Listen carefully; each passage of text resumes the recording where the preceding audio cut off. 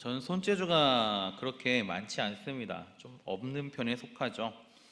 뭔가 만들고 자르고 붙이고 뭐 이런 거에 소질이 없어요.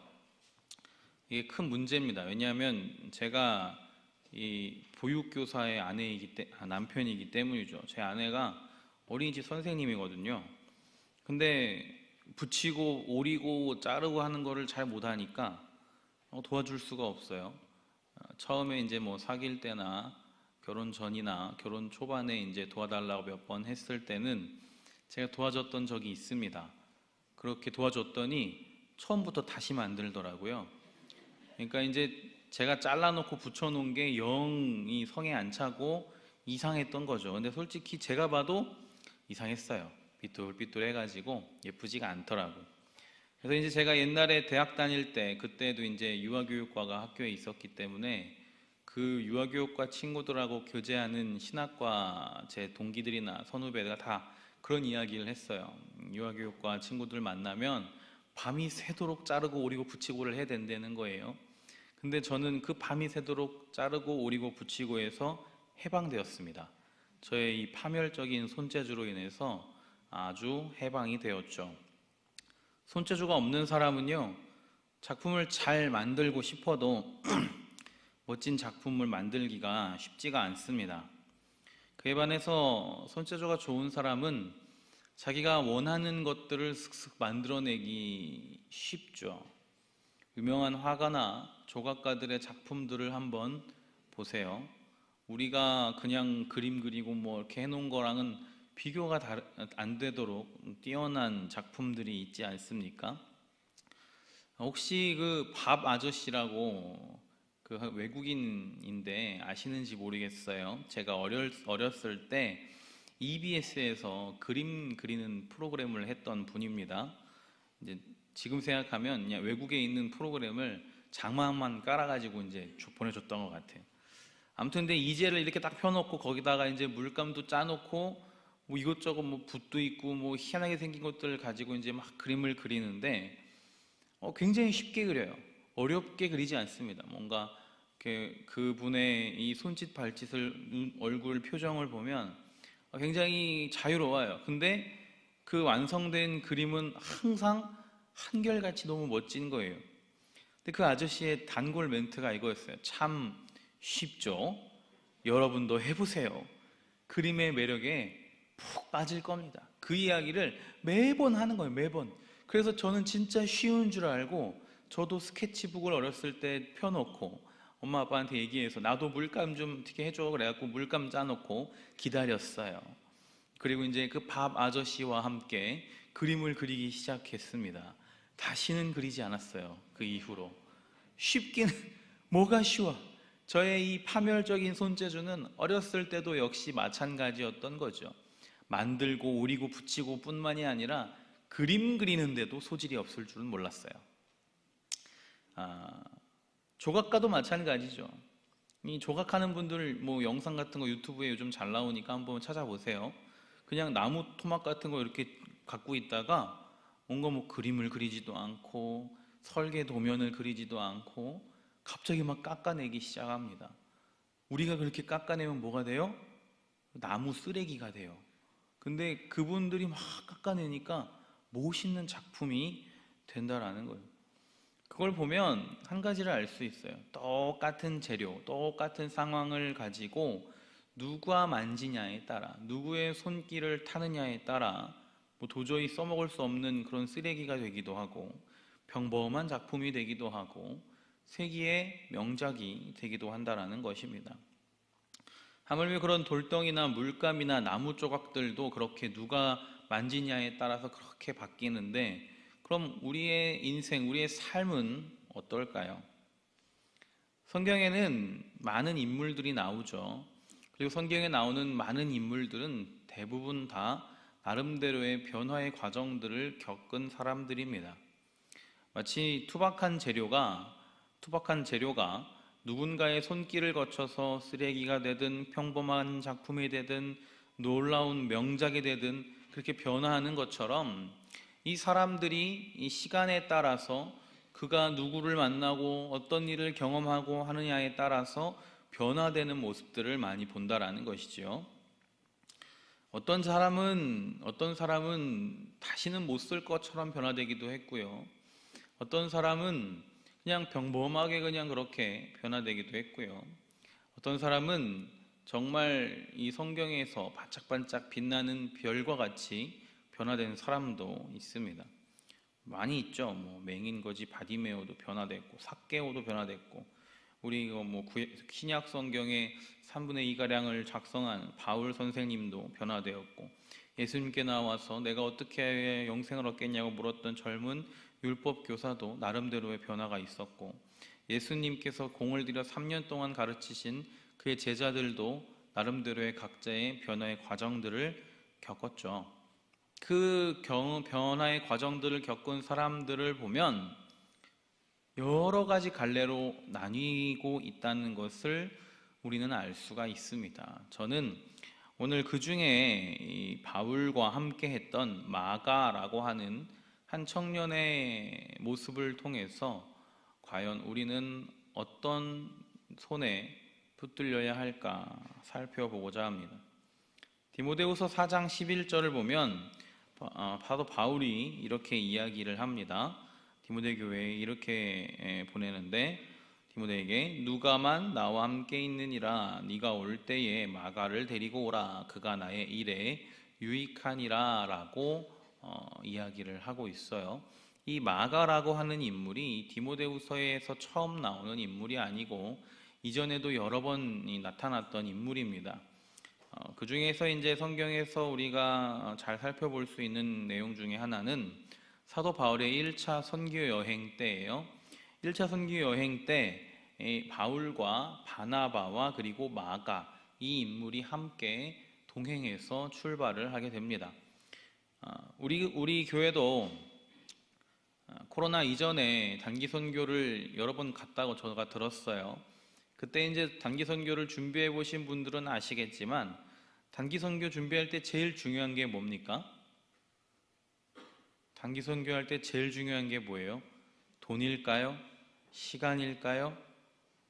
뭘까요? 기도란 말이에요. 기도. 근데 그 기도를 그냥 각자 그냥 따로따로 다 떨어져서 하고 싶을 때 막 하는 기도가 아니고 어떤 기도예요? 그 함께 출발하려고 준비하고 있는 그 단기 선교팀이 함께 모여서 한 마음으로 열심으로 기도하는 게 가장 중요하단 말입니다. 그렇게 기도하고 출발해도 선교지에 도착하면 어때요? 영적인 대적들이 많이 일어나죠. 네, 많이 일어나요. 근데 이 마가라고 하는 인물이 어떤 사람이었냐 하면 이제 1차 선교 여행을 출발을 했어요. 출발 전도 아니고 출발을 했어요. 그리고 전체 여정의 한 3분의 1도 채 가지 않은 시점에서 집에 가겠다고 하는 거예요. 이유는 너무 힘들어서. 자, 단기 선교팀 중에 한 명이 나 여기 너무 힘들어. 잠자리도 너무 불편하고 덥고 모기도 너무 많고 난 집에 갈래. 그리고 말만 하는 게 아니고 진짜 비행기 끊어갖고 집에 가버렸어요. 그럼 남아있는 선교 팀원들의 분위기는 어떨까요? 박살이 난 거예요, 그죠? 선교는 무슨 선교야? 지금 당장 이 선교 함께 갔던 인솔자는요, 그 선교 팀원들 부서진 멘탈 관리하느라 정신이 없을 거예요. 우리도 갈까? 우리도 그만할까? 나도 힘든데 지만 힘드나? 막 그러면서 막 미워하고 싫어하고 별의별 이야기들이 많이 나오겠죠. 마찬가지였어요. 그래서 사도 바울이 이 마가의 이 중간 이탈로 인해서 너무너무 힘들었죠.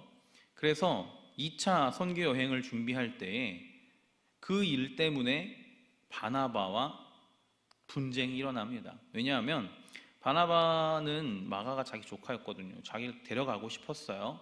데려가고 싶었는데 바울의 입장에서는 이 마가라고 하는 인물을 믿을 수 있겠습니까? 1차 선교 여행에서 리타이어 했잖아요. 탈락했단 말이에요. 그러면 다시 데려가고 싶지 않아요. 그렇죠? 그건 당연한 거예요. 그렇다 보니까 바울과 바나바가 싸웠습니다. 그리고 싸우고 나면 항상 어떻게 돼요? 갈라져요. 그래서 2차 선교 여행에는 바울과 바나바가 따로따로 갑니다. 바울은 다른 팀 만들어서 따로 출발, 바나바는 마가랑 같이 출발. 그렇게 가게 되는 거예요. 사역에 유익한 자입니까? 결코 유익하지 않아요. 결코 하나님 나라의 큰 어떤 일에 감당될 만한 사람으로 보이지 않습니다. 그냥 뭔가 일이 있을 때마다 그냥 따돌리고 오지 말라고 해야 할 것 같은 사람처럼 보이죠. 근데 오늘 제가 읽어드렸던 디모데후서 4장 11절을 보면 뭐라고 그래요? 바울이 그를 데려오래요. 빨리 데려오래요. 그 이유가 무엇입니까? 그가 나에게 유익하다라는 거예요. 그가 나의 일에 유익하다. 이전의 모습만 바라보아도 마가라고 하는 인물은 결코 유익하지 않은 사람이었어요.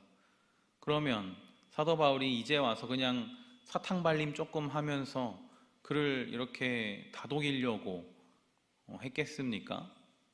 성경 정경은 아니지만 외경의 내용들을 보면 바나바는 선교를 하다가 일찍 순교했다고 나와요. 그게 실제인지 아닌지 모르겠으나 아무튼 마가는 나오는데 이후 성경에 나오는데 바나바는 더 이상 나오지 않으니까 어느 정도 신빙성은 있겠죠. 그러니까 그런 어떤 일련의 과정들을 경험하고 겪으면서 이 마가라고 하는 인물이 변화되기 시작했던 것입니다. 그 변화의 종착지가 뭐예요? 그를 내게로 데려오라. 그가 나의 일에 유익하니라. 바울의 일이 뭡니까?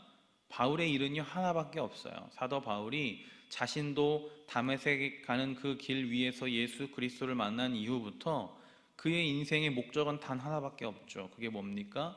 복음을 전하는 거 하나밖에 없어요. 그러니까 이 마가라고 하는 인물이 이전에는 복음 전하는 데에 걸림돌이 되었고 불편한 자였는데 그가 어떤 일련의 과정들을 거치면서 변화되어서 그가 이제 어디에? 자기의 일에, 복음을 전하는 일에 유익한 자가 되었다라고 성경을 통해서 우리는 알 수가 있는 것입니다. 자, 이러한 변화는 어디에서 왔을까요? 이러한 변화는 무엇으로 경험할 수 있을까요? 사실 이 모든 사람들의 변화에 공통점이 있습니다. 그게 뭐냐면 하나님의 손길을 경험했다라고 하는 것이에요. 내가 뭔가 다짐하고 내가 뭔가 생각을 한 게 아니고 하나님의 손길을 경험했다라는 거예요. 오늘 본문을 한번 볼까요? 고린도후서 5장 17절을 보면 이렇게 이야기합니다. 누구든지 그리스도 안에 있으면 새로운 피조물이다 라고 이야기를 하고 있죠. 우리는 여기서 세 가지의 요점을 찾아볼 수가 있어요. 일단 첫 번째 뭡니까? 누구든지라는 거예요. 누구든지. 하나님의 손길이 닿으면 어떤 사람은 되고 어떤 사람은 안 되고 그럴까요? 사실 우리 인간의 노력과 인간의 능력은 그래요. 어떤 사람은 되고 어떤 사람은 안 되죠. 그 사람을 어떻게 갱생시켜 보려고 노력을 해도 어떤 사람은 되고 어떤 사람은 안 돼요.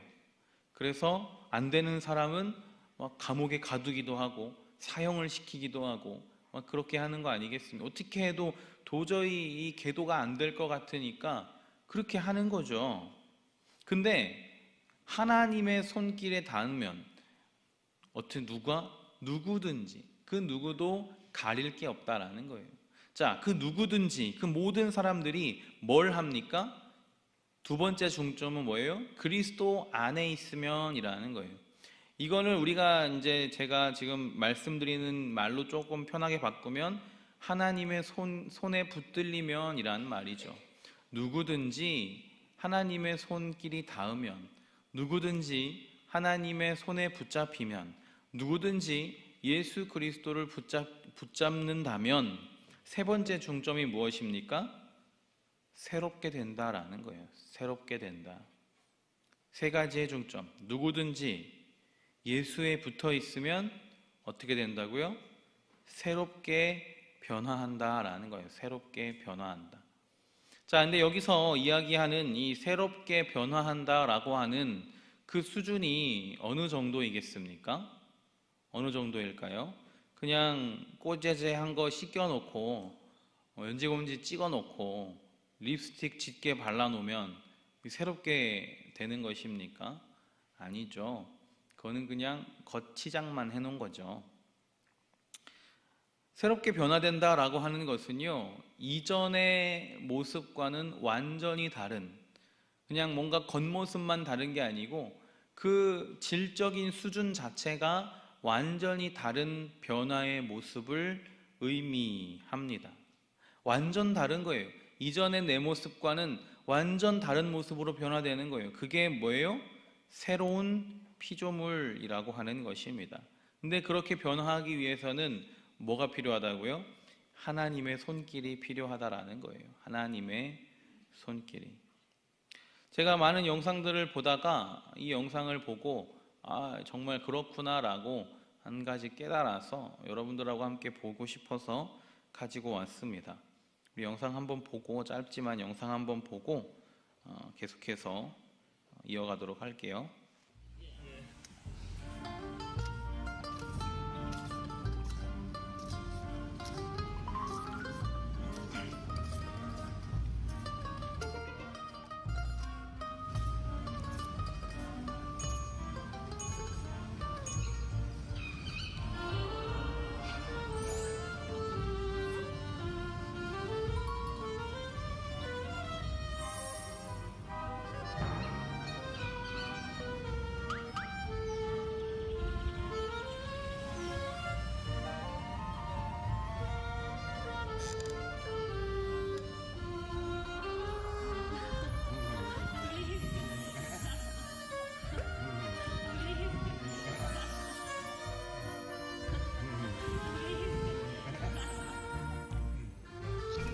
네, 여기까지 보겠습니다.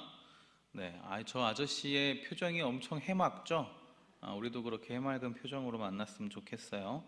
자, 저분이 수련대 하나를 들고 뭔가 이렇게 합니다. 근데 이렇게 하다가 마지막에 이제 짠 하니까 어떻게 돼요?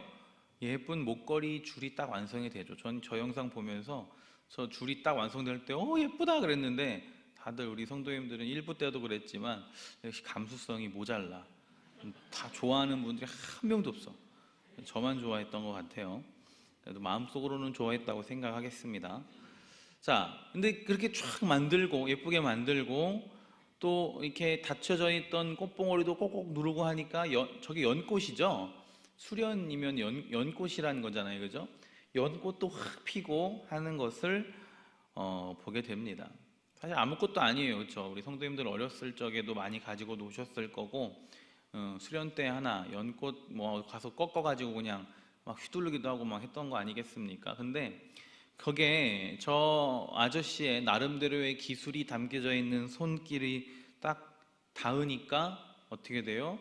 그냥 의미 없던, 그냥 관심 없던 그런 것이 그래도 예쁜 목걸이가 되는 것을 보게 되는 것이죠. 막 꺾은 게 아니에요. 제가 얼른 끊었는데 그 뒤편에는 이제 그 아저씨의 노하우가 담겨져 있어요. 또 어디 가서 할까봐 제가 얼른 끊어버렸어요. 궁금하면 뭐 유튜브를 찾아보시든지 해보세요.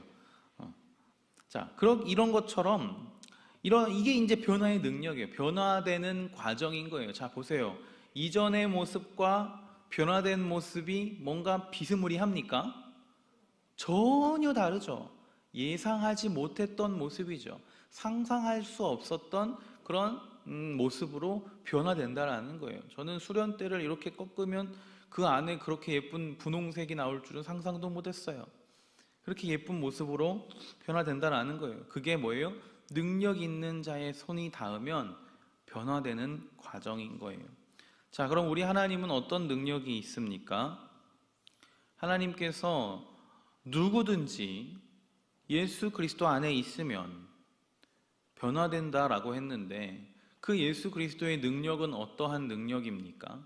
예수님께서도 비유로 말씀하셨죠. 나는 나무고 너희는 가지니 네가 내 안에 내가 너 안에 붙어 있고 함께 있으면 네가 많은 열매를 맺겠다고 예수님이 말씀하셨잖아요. 그것도 이와 똑같은 말씀인 거예요.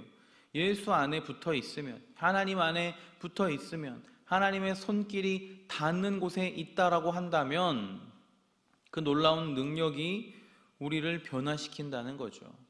그 변화는 어설픈 변화가 아니에요. 그 변화는 되담한 것 같은 그런 변화가 아니에요. 세상에서 제일 아름다운 모습으로 변화시켜 주시는 줄을 믿으시기 바랍니다. 그러므로 하나님의 손길이 나의 삶에 닿기를 날마다 소망하면서 살아가시기를 축복을 드립니다. 하나님께서 그 사랑의 손길로 우리를 만지실 때요, 우리는 두려워할 게 없는 거예요. 모든 두려움이 다 사라지는 거예요. 우리를 온전케 하시는 그 하나님의 손길이 나를 붙들고 나와 함께 하실 때 우리는 어떤 일이 있더라도 굴복하지 아니하고 넘어지지 아니하고 온전히 하나님만 바라볼 수 있는 사람이 되는 것입니다. 그러므로 오늘 우리가 함께 마지막으로 찬양하고 기도할 때에 주님, 내가 그 주님을 바라보기를 소망합니다. 그 당신의 손길이 나의 영혼을 어루만지기를, 나의 육신을 어루만지기를, 나의 인생을 어루만지기를 소망합니다. 그런 마음으로 함께 찬양하고 함께 기도했으면 좋겠습니다.